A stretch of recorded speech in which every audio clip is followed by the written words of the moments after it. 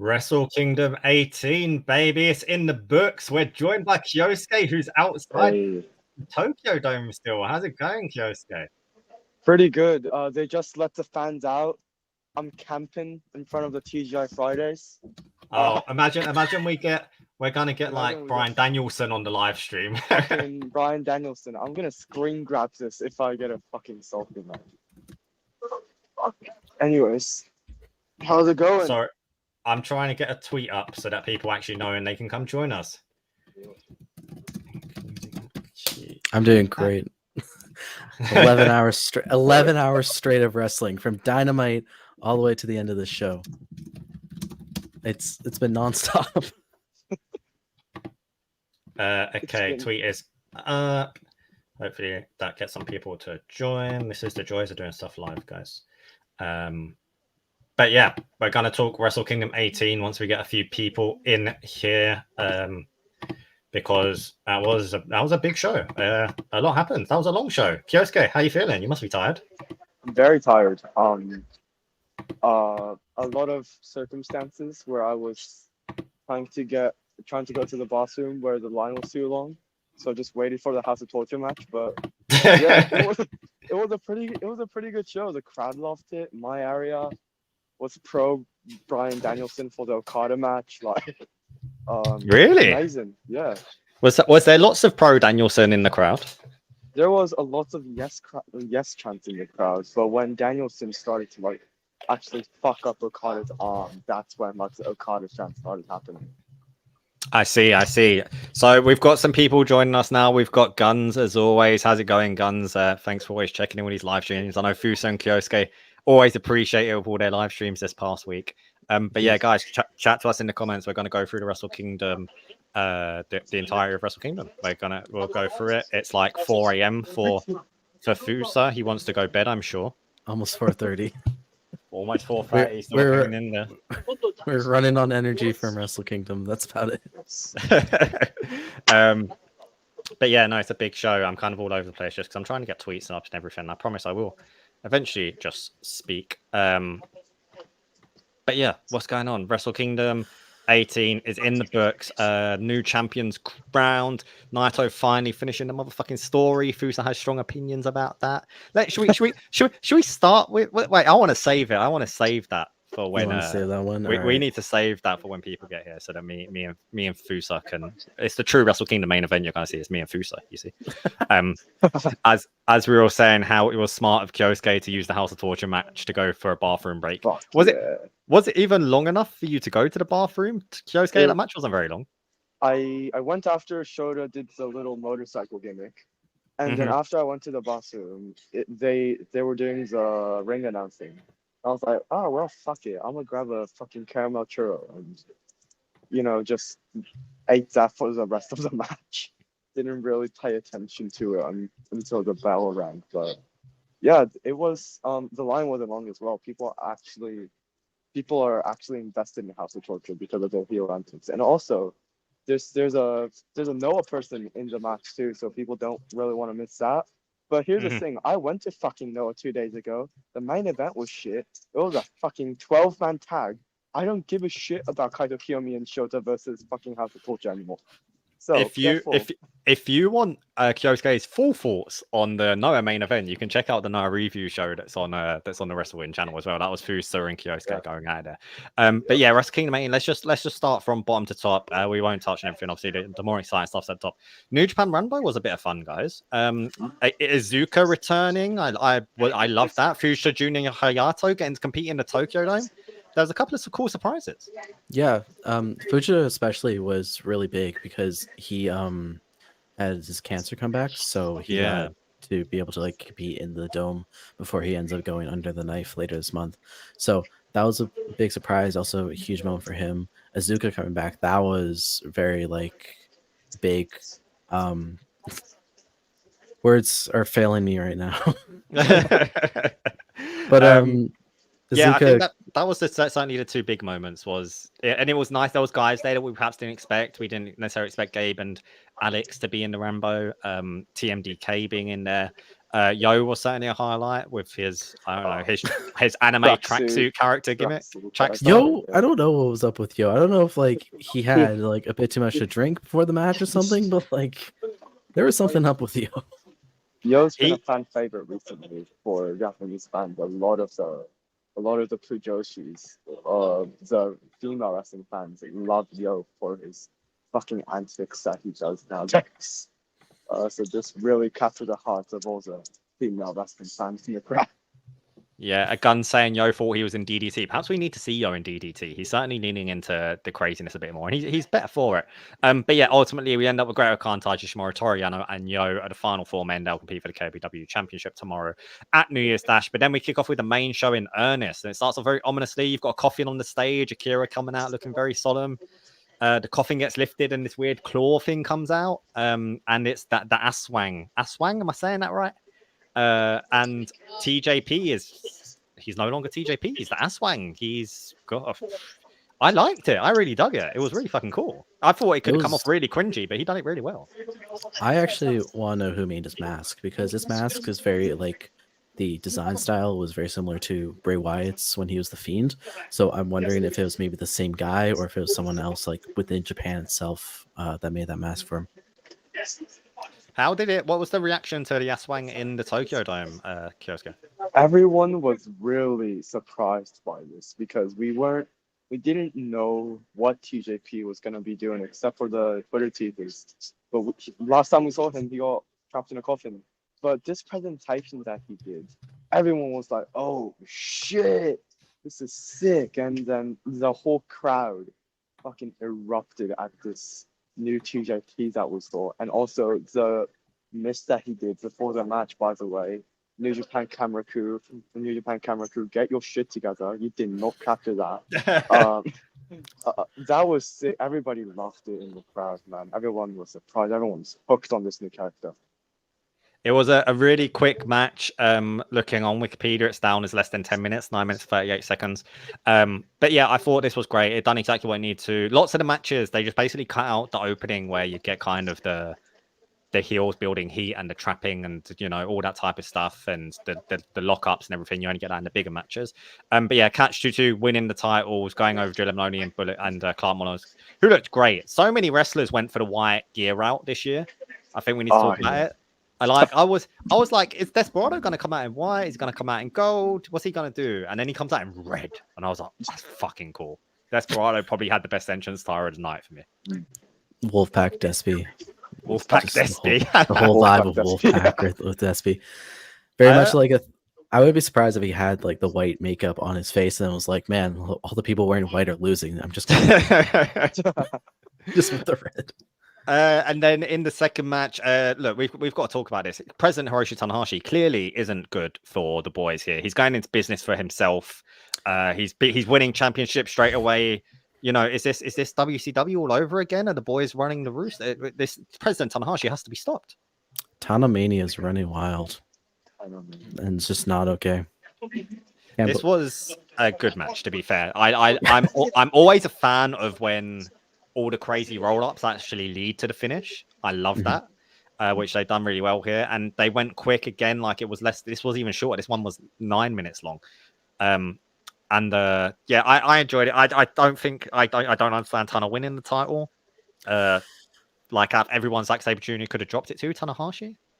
My hope is that it's just to get it off Zach, so Zach can go for like the global championship or something, just like a bigger title for him, because like he's had the title for a year, and like honestly, especially with like how well his match against Ospreay was at Royal Quest, he seems to have just like kind of outgrown the 15-minute time limit and like the confines of the New Japan TV title.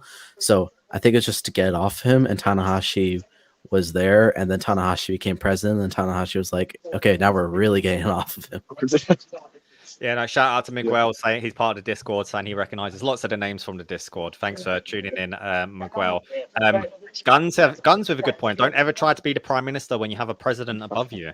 So maybe Zack Sabre Jr. was shooting too high. What did you think of this match inside the Tokyo Dome, Kyosuke?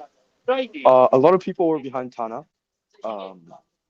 Like by a lot of people, I mean a lot of the dome. I couldn't hear. I only heard a few Zach chants, but everybody was, the finish wasn't. It was surprising, but like we all thought it was gonna be high five flow, but everyone was like, "Oh wow, this was the finish." That was the reaction in the dome, but you know, everyone, the dome was filled with Tana maniacs. Tana mania is running wild this year, as President Tana is Yonu. It's catching on. World. Yeah. Tana Mania. George has said the same thought as you, Fusa. I think ZSJ will be losing upwards and moving on to something bigger. Connor Mays, always love Connor in the Discord, mate. He's just woken up. How was the show in short? It was fantastic, Connor. I'd say go watch it rather than us spoiling stuff for you. We'll say Kyosuke, if you don't know, Kyosuke is literally standing outside the Tokyo Dome right now, so if he drops in and out, whatever, the dude is living his best life. But we're going to go on to the fourth match on the card. Yuya Uemura defeating Yota Tsuji. I thought this match was fantastic. They done a lot with the time they had. They didn't put a foot out of place. I think it done everything it needed to do. I thought this match was deserving more time, like just with like the history behind like the two guys. I thought this match would have gone a lot longer than it did. So like when it ended as like with as little time as they got, while yes they did a lot with it, I just was kind of like, well, it was just getting good and I want more. This like you can't just like tease me like this. You got to give me more of this now. So Fusa with a little bit of innuendo there. But you know, I don't know if Maze is still watching. I want to kind of be like a little like, you know, not too spoily, but like. Oh no! If you're tuning in, you're getting spoilers. You and Mura defeating Tsuji. But yeah, you should. If Connor, you should go watch it, but rather than watching this. But yeah, Yu Uemura defeating Yota Tsuji. Fifth match, the shortest match on the card, which many people will be thankful for. I know Fusa will definitely be thankful for this. 7 minutes and 6 seconds. House of Torture defeating Shota Umino and Kaito Kiyomiya. Shota Umino coming in on a motorcycle though. He looked really cool. He had his hair different. He had a new jacket. I was thankful for the time, not thankful for the winners. But the yeah, no, Shota again. I was waiting for honestly him to make that like motorcycle entrance, like with like his theme music having the rev and everything. Like it was kind of like you can't not give him the motorcycle entrance. So when he came out with it, it was like, I mean, that's like poetry in motion right there, literally on wheels. Yeah, I when he came out in the new jacket and everything, the motorcycle, and I was like, oh, he's not got the Death Rider jacket. Finally. And then he fucking pulled it out from thin air, and I was like, Shota, come on. But yeah, this, like, oh wait, there's more.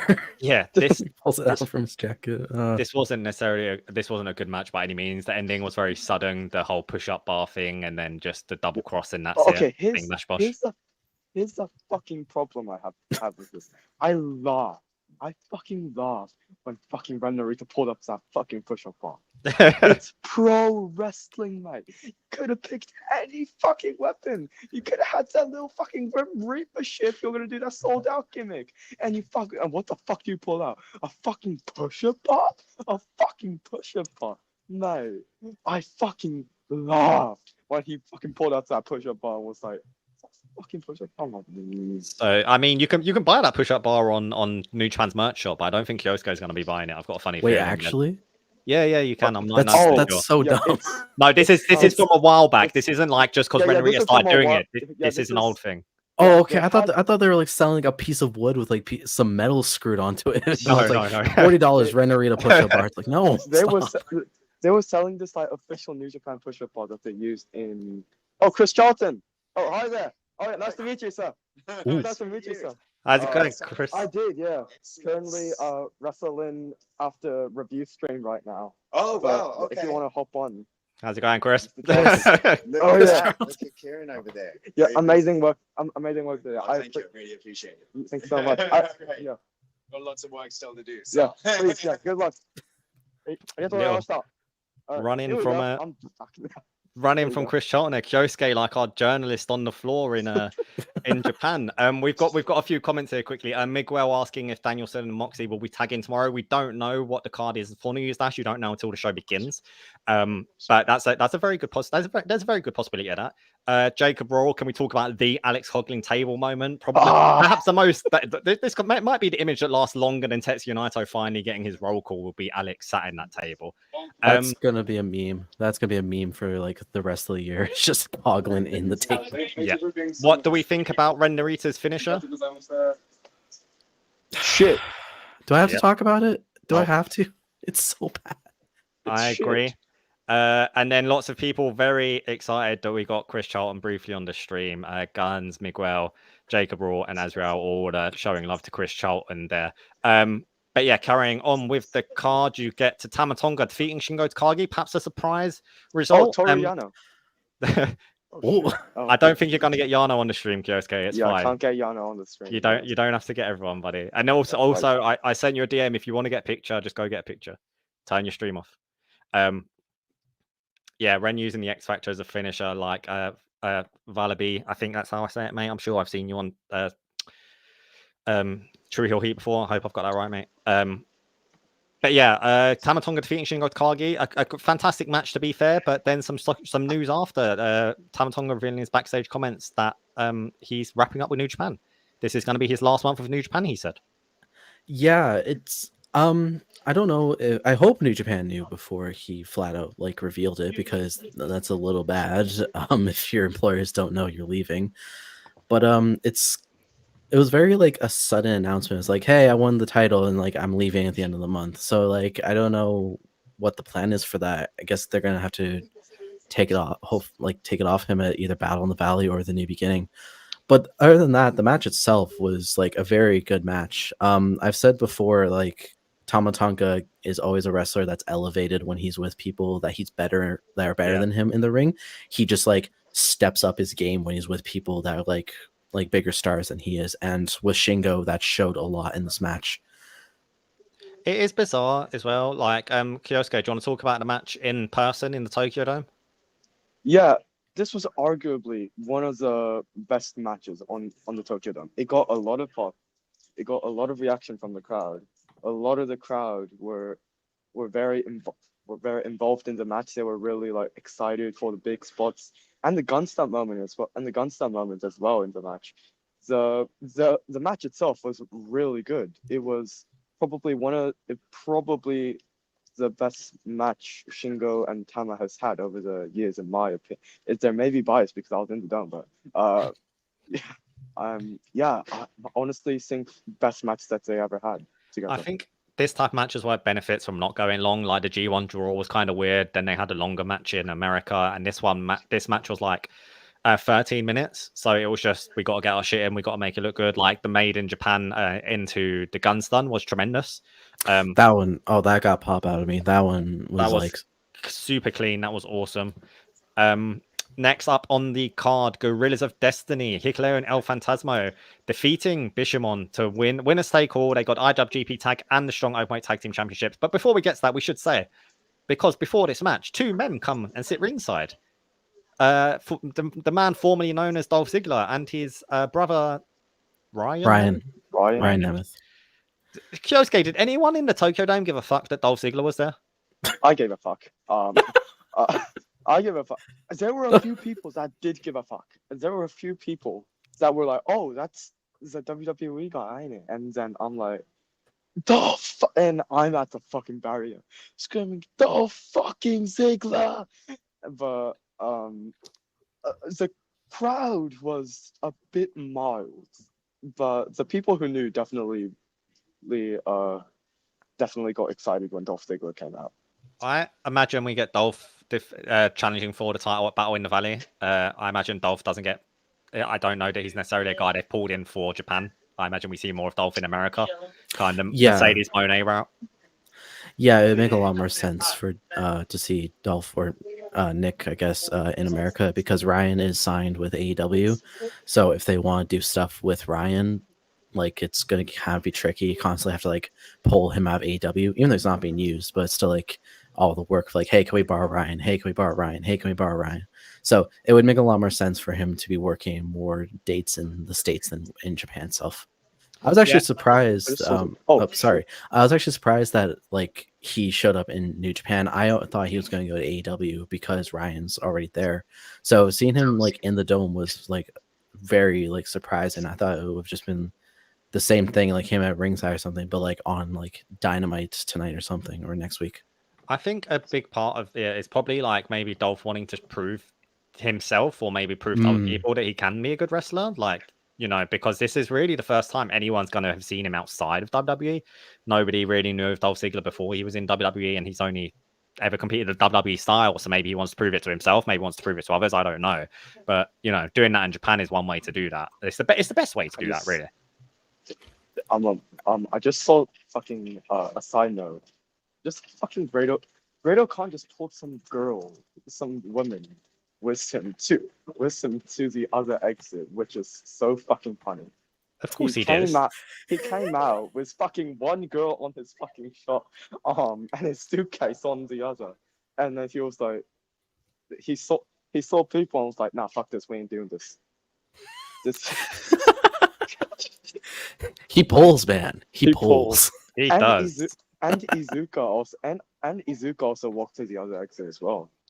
Yeah, I think you mostly seem to get, my experience of standing where Kyosuke is outside Tokyo Dome, you mostly get the foreigners and some of the Japanese guys that are just like chilling nearby. But yeah, like I've never once seen anyone from NIJ walk out that route, I will say. Like the popular guys are not coming out that way where Kyosuke is. They got their own secret route. But yeah. Gorillas of Destiny defeating Bishamon to win all the tag gold. Again, nothing wrong with this match. Played back to the World Tag League match. Hikuleo going for the Thunder Kiss, which didn't look great. But you know, he shouldn't. He has no right being up on that turnbuckle anyway. He's taller than, like, you know. It's like it was crazy to see him up there. To be fair. But yeah, I'm fine with them winning. And El Phantasmo did say on Wrestle-In that, you know, depending on the result of this match, you might have to reevaluate his future in New Japan because his contract is up. As Kyosuke sees someone. Speaking of which, Phantasmo's here. Yeah. LP and Zach. Zach Sabre Wow. Jr. Oh, Zach and ELP. Zach sent you. Kyosuke, you can turn off the stream and jump back in if you want to get pictures and stuff, mate. Yeah. As Kyosuke rubs shoulders with the stars we're talking about. Yeah. But what did you think of the tag match, Fusa? It was definitely nowhere near as good as the World Tag League final, which is expected with the time limit they got. It was fine. I am happy for ELP. ELP getting both the belts is good for him. Hopefully it does lead to him staying in New Japan and getting maybe even some singles gold at some point. But other than that, though, yeah, the match itself was fine. Definitely wasn't not gonna be a match that I'm probably gonna remember thinking back to the show, other than maybe the Thunder Kiss from Hikuleo. But it's a good result. Yeah, agreed. And then you get into the kind of the big matches where matches start to finally get some more time. El Desperado defeating Hiromu Takahashi. Like we said, El Desperado possibly he's with Okada tied for best entrance attire, I think. The Okada thing was crazy. But yeah, El Desperado defeating Hiromu Takahashi in just under 15 minutes to win the IWGP Junior Heavyweight Championship. Kyosuke, are you happy with this result? I am, yes. Incredibly happy. But before we get on to that, what the fuck was Hiromu Takahashi pulling to see us? Was it an eyeball mark that he had on his face? Was it another fucking eyeball? What is it with this man and fucking eyeballs? He had he had like twice the amount of eyeballs he normally has with his ring or entrance attire. It's Wrestle Kingdom. You gotta go big. But like double like what he had last year. I thought last year was a bit egregious, and then this year he's like, nah, more. We need more. I don't want to see fucking eyeballs at fucking Wrestle Kingdom. I want to see something. I can deal with his crazy bullshit, but these eyeballs fucking scare me, bro. But yeah, this match was I don't think it was anything too special. Like, it's hard for these guys to do something new at this point, I think. But it certainly was good. This is a good idea from Azrael. I feel the eyeball thing is a symbolic of all eyes on Hiromu. Wrestling fans doing what wrestling fans do best, finding meaning where sometimes there isn't meaning. Maybe Hiromu just likes eyeballs. Yeah, I mean he talks to a stuffed cat and he calls his the championship. I don't remember what he calls it. Beltsan. Yeah. Belt's on, yeah, belt's on. Like maybe it could be, but I don't know. Based on everything we know about Hiromu, he probably just really likes eyeballs. Yeah, yeah. And Guns was shocked that Despy won the title. We thought Hiromu was going to break the defense record. I don't see that happening with anyone anytime soon. Then you get your three big matches, and these all delivered big time.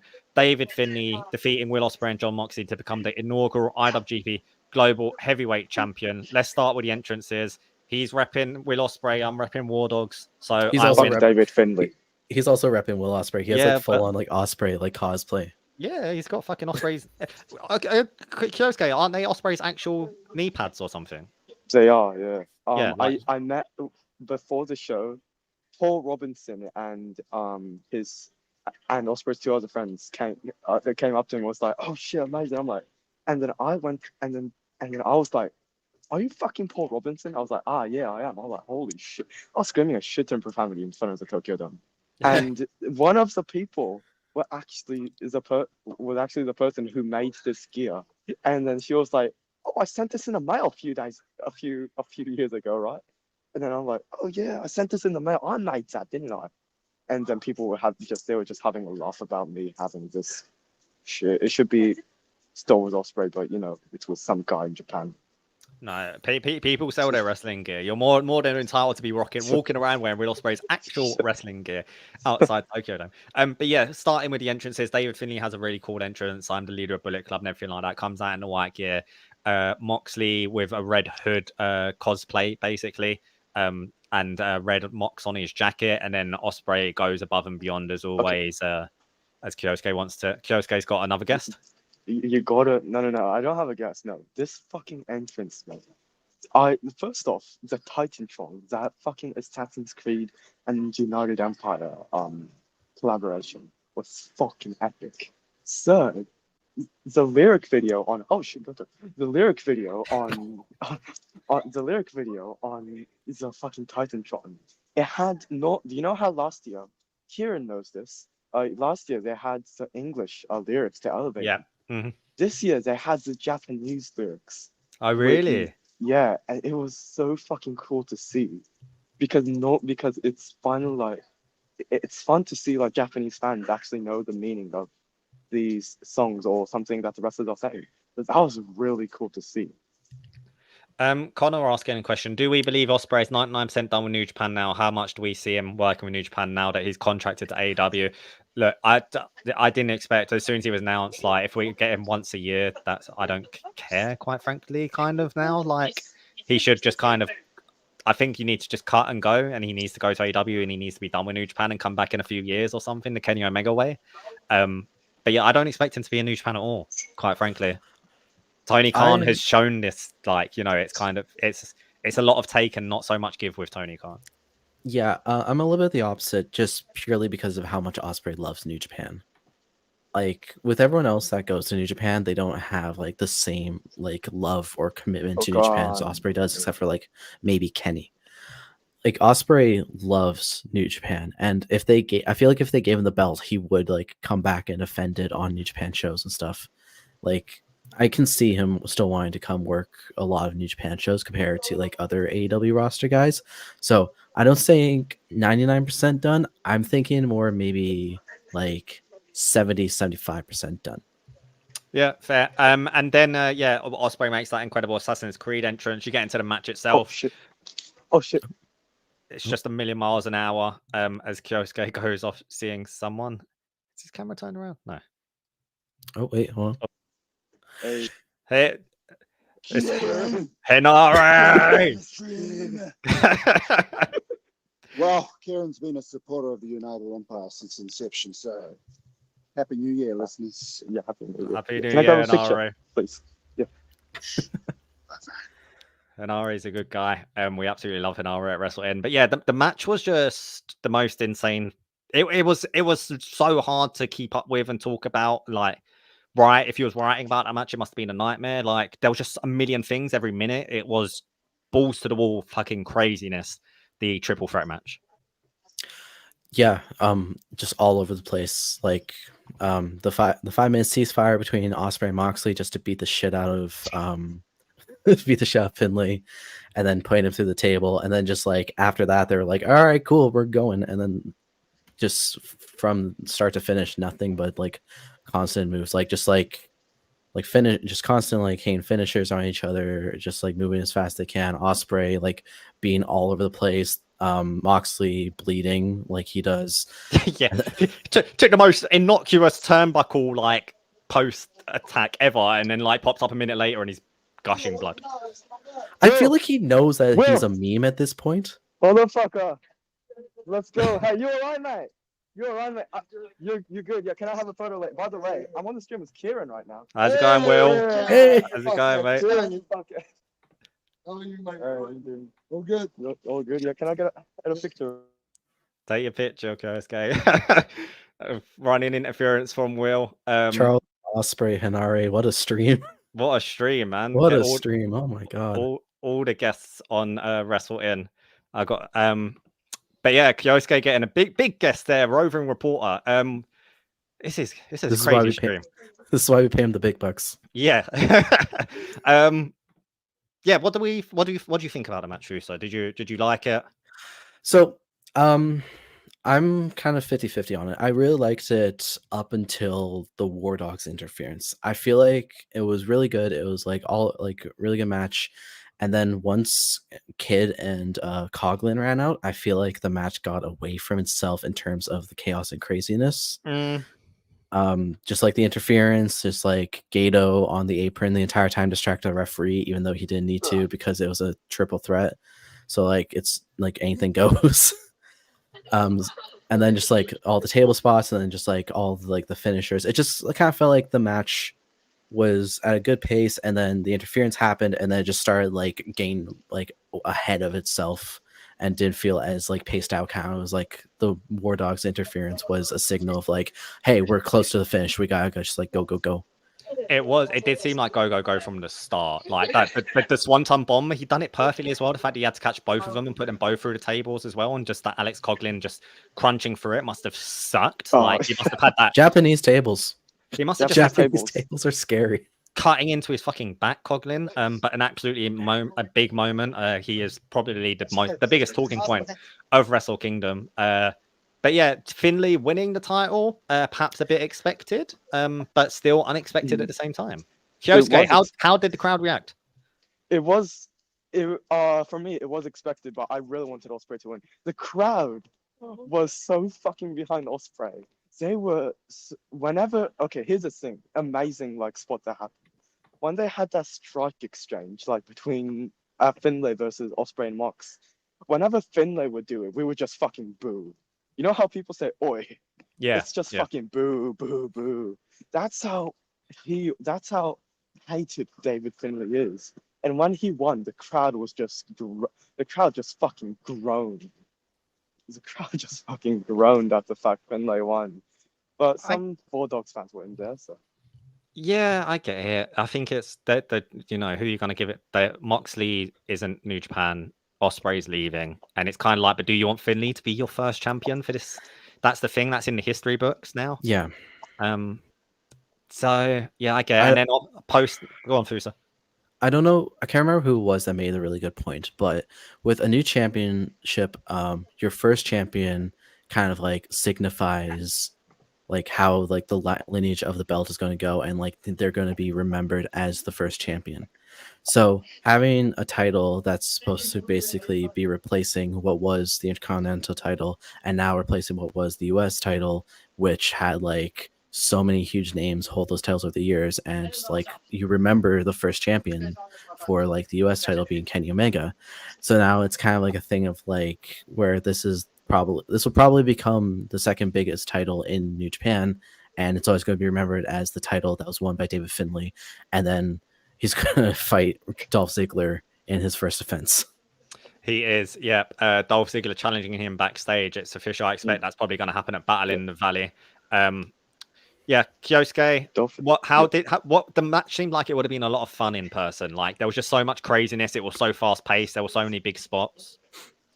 Yeah, it was. Seeing the War Dogs come out, the crowd loved to hate that. The ceasefire the crowd fucking loved that whole bit. They were laughing their asses off. But yeah, it was really fun to see in person. And about the Dolph Ziggler shit, I say I'm a good fucking fan of Dolph Ziggler. I will not tolerate any Dolph Ziggler slander. He's here to fucking show the world. He's here to show the fucking world. He's the best. Wouldn't say best, but he's here to fucking show the world. Look, I used to love Dolph Ziggler. When I went WrestleMania 28, he was the guy I wanted to meet most. I was the biggest Dolph Ziggler fan around WrestleMania 28, but that was like, what, 12 years ago now or something at this point? Like, aren't we nearing WrestleMania 40 or something like that? Yeah, just about 12 years ago. Semi-main event, Kazuchika Okada getting the win back over Bryan Danielson.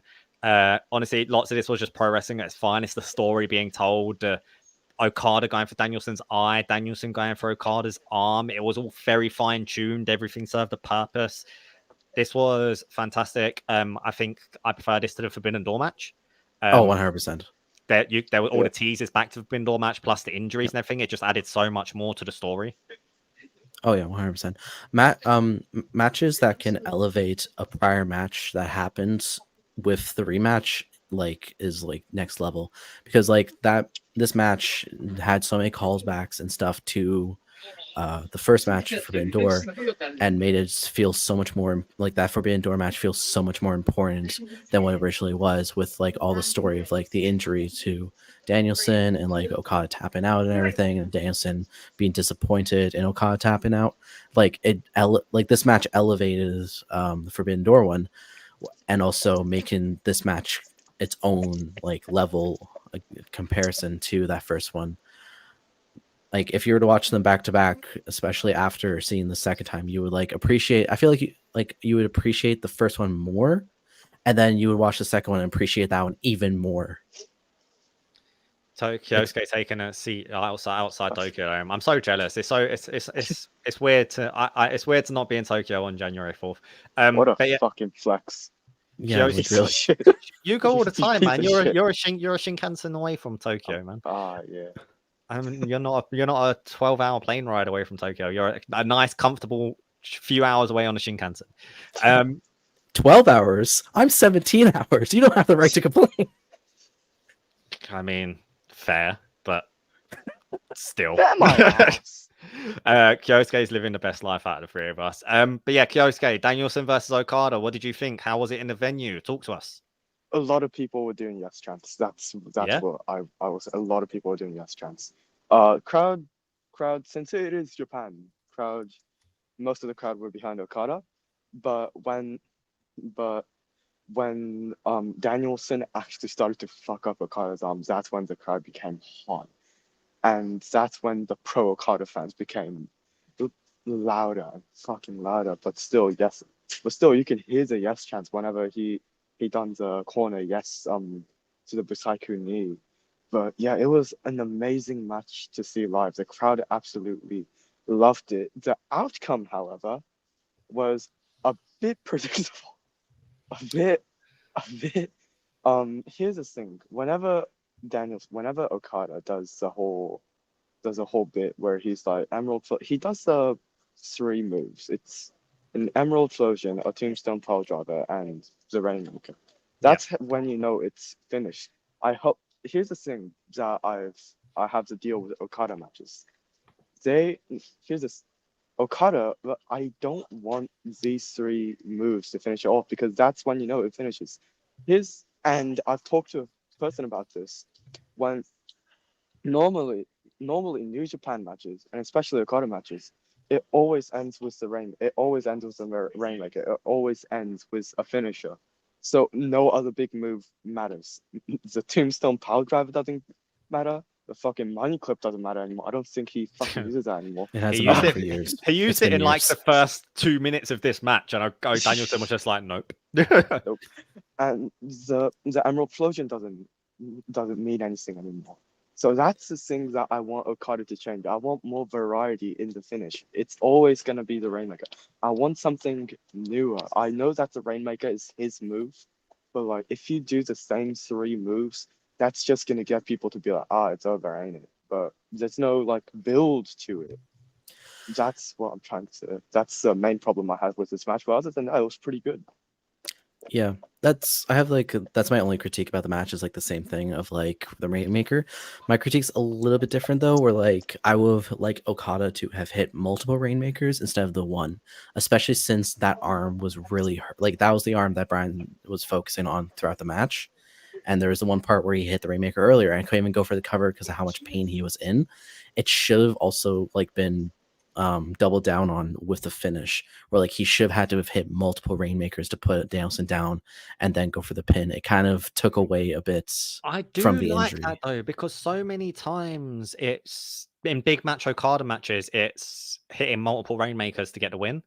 And here it was kind of one. It was one Rainmaker with a pinfall. Like you said, he hit the one, but he had the damaged arm, so he couldn't do the thing. He couldn't go for the pinfall. But I did like the one of the fact it was kind of almost one Okada match, one Rainmaker and done. I liked it. I kind of expected Danielson to kick out when he didn't. I was like, oh, that was the shock rather than the kick out being the shock. Mm-hmm. Yeah, but like with the other ones though, like Okada does Rainmaker multiple times because it's like a hard opponent and it's a main event. So like I have to make sure this guy's done for good. Yeah. With this one, at least like there's the story of like his arms hurt, so that's why he had to do it multiple times because he just doesn't have that same power he would with like at full health with his arm. Yeah, no, I did look. This match was fantastic. And then you go into the main event: Tetsuya Naito versus Sanada. Tetsuya Naito finally getting the big win, getting the roll call, walking up and everything. The post match is worth talking about in itself, of course. But let's talk about the match, which I thought was great. I love the Sanada. Oh, can we? I skipped over Okada's fucking entrance. How he came out in like a white robe. And then the UV light went over and it all had color. That was fucking insane. That was ridiculous. That's one thing that's you're gonna probably see gifs of for the next few days on timelines of just like how futuristic that looked. Especially because the reaction, I think it was Trent, who was specifically in the Discord, was like, "Oh no, Okada's fucked. That's an all-white robe with all white trunks. Oh no, this has been a bad night." And then like the thing like the UV light goes up and then like Trent's like, does this still count as white? It's like white was clearly the white gear was the theme of the night, 100%. But it's also the downfall of the night for many. But yeah, I liked Sanada's robe was really fucking cool when he came in. I loved that robe. He looked amazing. I thought the match was really good up until there was that weird one botched Destino moment. I don't know. Was Sanada meant to somehow counter that into deadfall? I think maybe, but it was weird. Chris Charlon done a great job of saying how Naito landed shakily and he didn't get a full impact. I thought he covered for it really well, but it that was the kind of one part on this that I would say kind of took away from me. Otherwise, I don't know. It's Wrestle Kingdom main event worthy, but I got into it. Yeah. It's the same issue as last year where the semifinal outshines the main event. And I think it's a situation now where this has happened back-to-back years where it needs to stop being looked at of like that the semifinal should have been the main event, but more of a who is in the main event. That should be the participants of the main event that should be compared instead of like, oh, why don't you just switch around the card? Because the world title show is main event, but it gets to a point is like, when do we have the conversation of are the two people who are main eventing, should they be competing for the title or should they be elsewhere on the card? Kyosuke flexing. More flexing. No, Guy. No, I just saw Yujiro Takahashi's bitch. What, Peter? Yeah. Oh, really? Well, she wasn't on the show. I got the picture with some girl dressed as Peter. Oh, dressed as Peter. I see. Yeah.